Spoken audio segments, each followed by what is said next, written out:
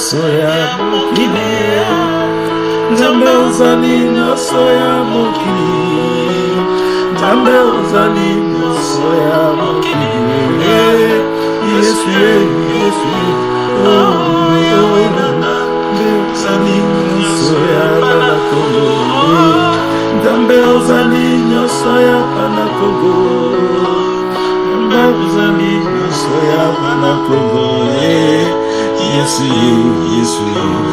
Yolingo Yaweluga Ozali Nyosoya Le 21 août, Jésus-Christ a yé à diriger Mokili Mobimba na puissance na yé. Jésus-Christ apparaîtra et tout le monde le verra. Gloire à Dieu, Kembo na Yesu.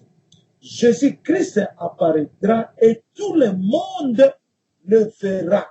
Mokili mobimba bakomona Yesu ndenge akoapparaître kala mingi te. Tokomona ye en face na biso tokomone na likolo.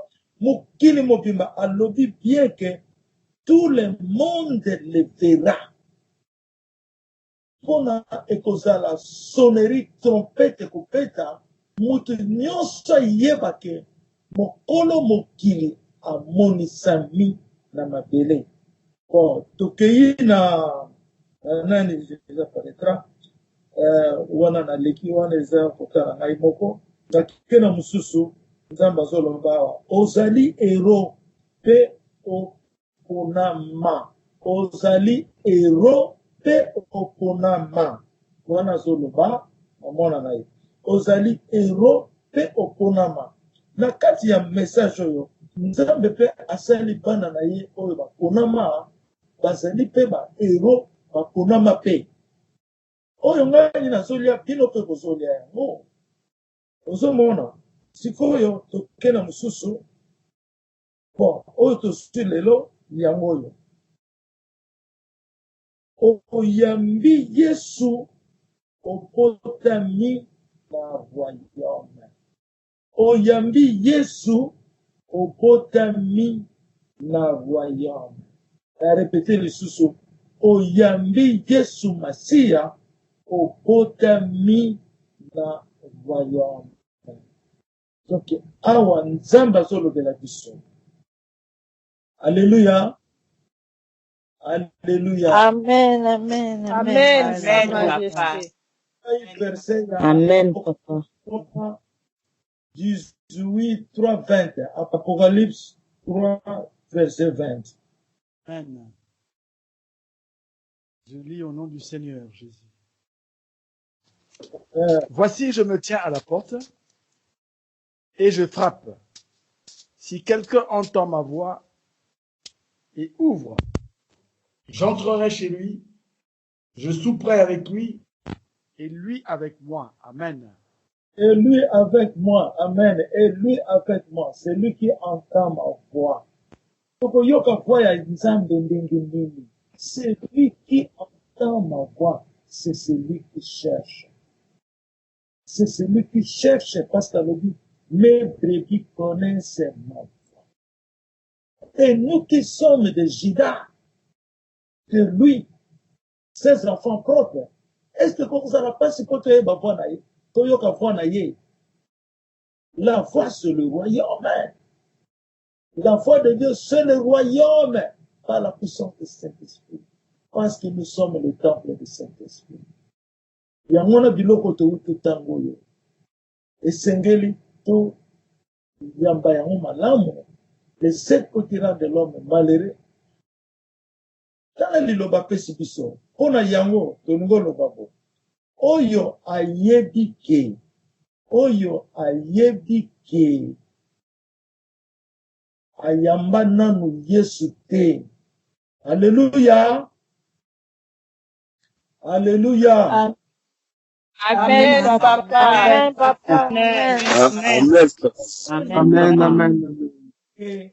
Ayamba nanu Yesu te. Koyamba Yesu elingo loba nga babatizaki ngai boye. Non. koyamba Yesu eza na motema. Soki babatizaki yo, oyambaki ye na motema moko, se koza na kati ya ndako na ye. Me bamosusu babatizaki bango, bayambaki Yesu, babwakaki ye. Donc il faut reconstruire encore cet agrément. Il faut qu'on s'en a pas verset wana. Parce que lui frappe tous les jours ton cœur. Ceux qui n'ont pas ta porte, et lui koloba, parole de mystère.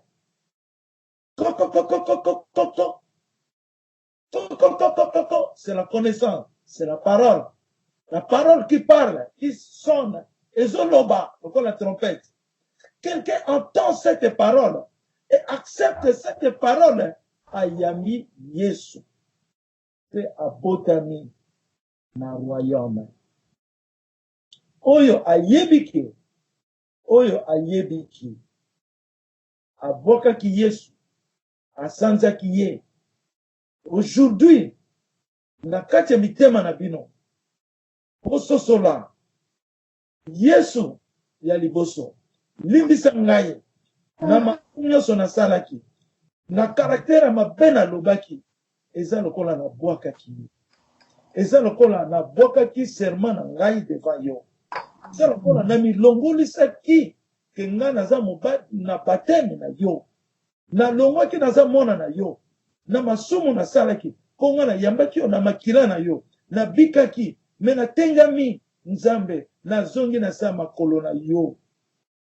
Na yambi yo. Na mobimba na ngai.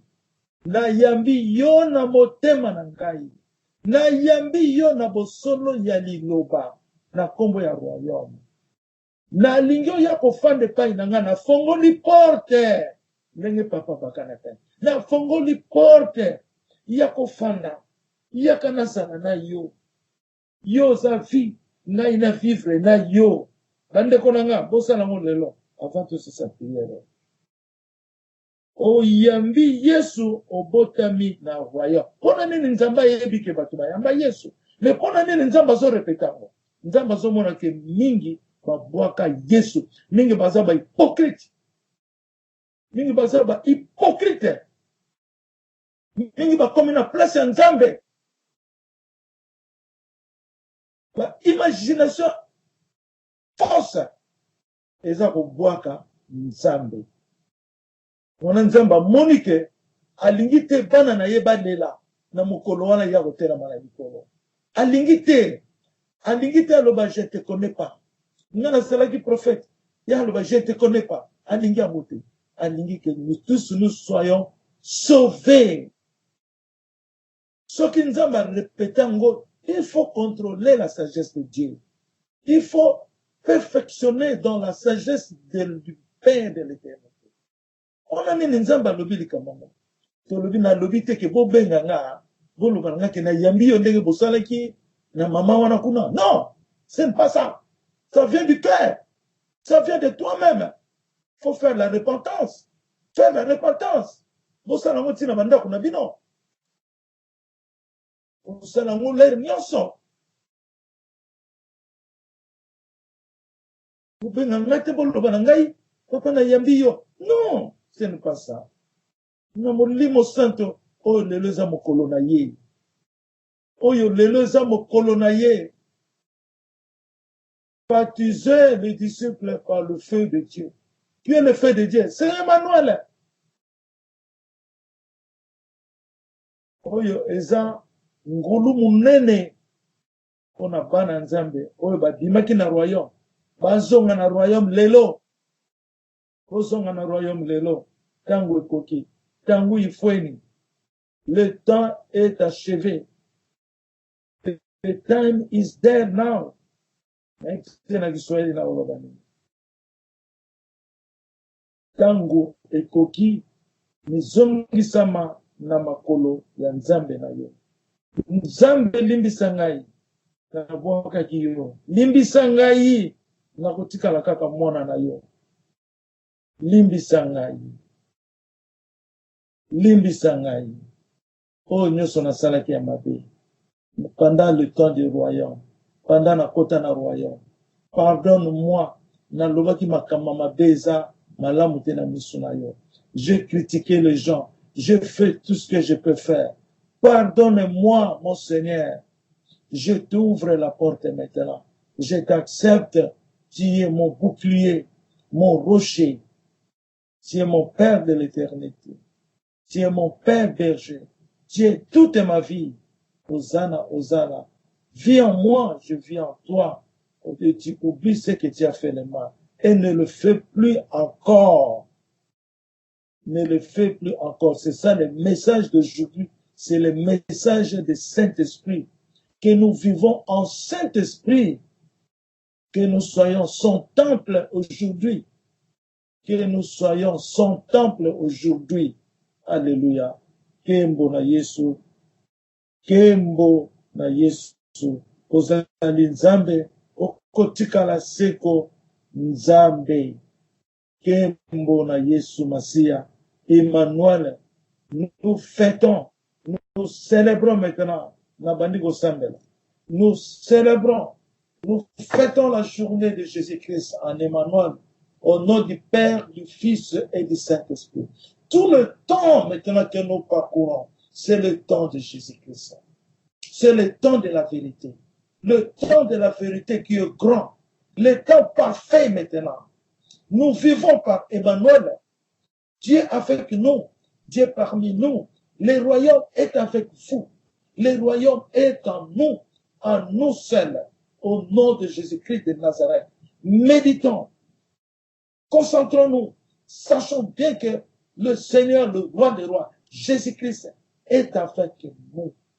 Il est là en nous, par la puissance du Saint-Esprit, par Emmanuel. Alléluia. Kembona Yesu. Seigneur, ne nous laissez pas seuls. Nul ne pouvait nous retirer de ton main puissante, de ta main de la création. Faites-nous vivre sous ton abri éternellement, que nous vivons en toi seul. Dieu le plus haut des cieux, pardonne-nous. Pardonne-nous ce que nous avons mal pensé, ce que nous avons mal induit en horaire, dans la tentation. On a fait n'importe quoi. On a subi des conséquences. Maintenant, Seigneur, sois notre abri éternel. Sois notre soutien éternel. Notre Père rocher. Notre bouclier. Au nom de Jésus-Christ.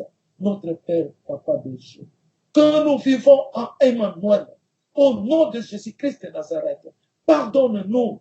Frappe nos portes qui sont nos cœurs, afin que vous entrez. Vous êtes libres d'entrer. La porte est ouverte, exceptionnellement pour toi, Jésus-Christ de Nazareth. Emmanuel, le Dieu vivant. La porte est ouverte, spécialement pour toi, pas pour les serpents, pas pour le diable, mais la porte est ouverte pour toi seul. J'ai réservé cette porte pour toi. Papa, entre, sois le bienvenu en toi, dans le corps que tu as créé, dans la vie de cet homme que tu as créé, dans la vie de cette personne que tu as créée, dans la vie de cette femme que tu as créée, dans la vie de nos enfants que tu as créés. Entre, commence à vivre avec nous, comme tu nous as promis. Moi je vis et vous vivrez. Je ne vous laisse pas orphelin.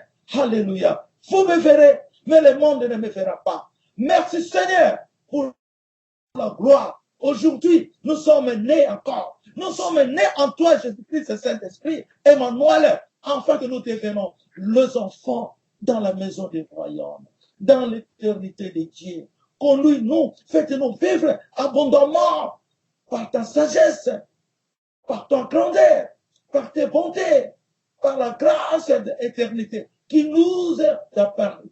Oh, il n'y a que toi. Hosanna, Hosanna. Kembona Yesu. Alléluia. Na kombona Yesu. Amen.